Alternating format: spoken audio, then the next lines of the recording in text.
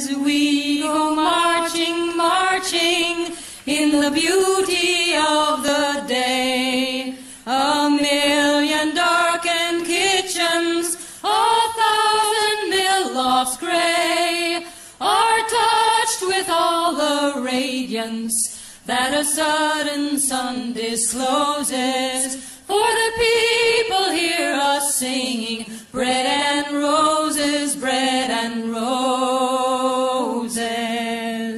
As we go marching, marching, we battle too for men, for they are women's children, and we mother them again. Our lives shall not be sweated from birth until life closes. Hearts starve as well as bodies. Give us bread, but give us roses.